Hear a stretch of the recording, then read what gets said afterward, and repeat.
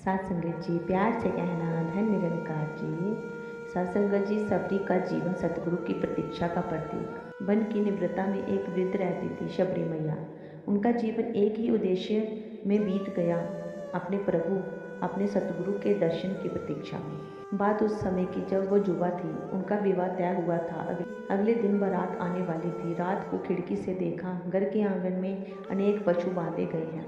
उन्होंने अपनी सखी से पूछा, बहन, इतने पशु क्यों बांधे हैं?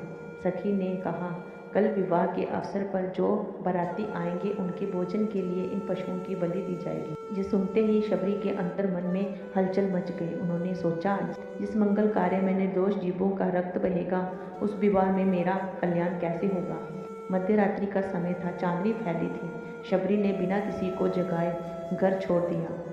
सबसे पहले उन्होंने जाकर उन पशुओं के बंधन खोले और कहा, जाओ, मुक्त हो जाओ, तुम भी प्रभु की सृष्टि हो, तुम्हारा जीवन भी पवित्र है। वह रात उसके जीवन की दिशा बदल गई। वह भटकते भटकते मतंग ऋषि के आश्रम पहुंच गई। शबरी ने पूरी बात मतंग ऋषि को बताई और मतंग ऋषि ने कहा, आज से यही तेरा घर है, यहाँ ही रहकर इस परम पिता परमात्मा का गुणगान कर। बेटी, एक दिन श्री राम सच्चिदानंद स्वरूप जहाँ आएंगे, तुम्हें कहीं जाने की आवश्यकता नहीं है। वह तुम्हारे द्वार पर आकर तुम्हें दर्शन देंगे, क्योंकि तेरा हृदय बहुत पवित्र है और तुझे प्रभु से लगाव है। शबरी के लिए वही वचन सत्य का आधार बन गया। वर्ष बीत गए। तंग ऋषि ने अपना ये शरीर त्याग दिया, पर शबरी की प्रतीक्षा नहीं टूटी। हर सुबह वह अपनी कुटिया को सजाती, पथ को फूलों से भर देती और बैर चुनती, ये सोचकर कि जब प्रभु आएंगे मैं उन्हें अपने हाथों से बैर खिलाऊंगी। और फिर एक दिन वन में श्री राम लक्ष्मण सहित उनके आश्रम पहुँचे।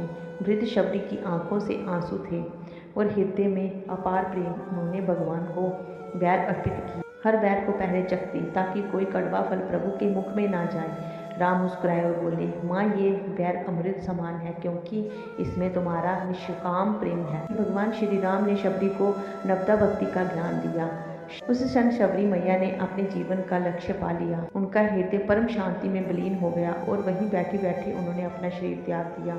सत्संग जी, शबरी की कथा हमें सिखाती है कि सच्चे भक्त को अपने सतगुरु के दर्शन के लिए कहीं जाना नहीं पड़ता। जब हृदय निर्मल होता है, प्रेम सच्चा होता है, तो स्वयं सतगुरु आकर दर्शन देते हैं। भक्ति में ना समय का बंधन है, ना उम्र का, केवल श्रद्धा, प्रेम और प्रतीक्षा का भाव चाहिए। सत्संग जी, बस ऐसा ही हमारा भी जीवन बन जाए, ऐसी ही हमारी भी साधना बन जाए कि अपने परम पिता सतगुरु को प्रसन्न कर सकें और उनके ही बताए हुए मार्ग पर चलते चले जाएं। प्यारी सत्संग, प्यार से कहना धन निरंकार जी।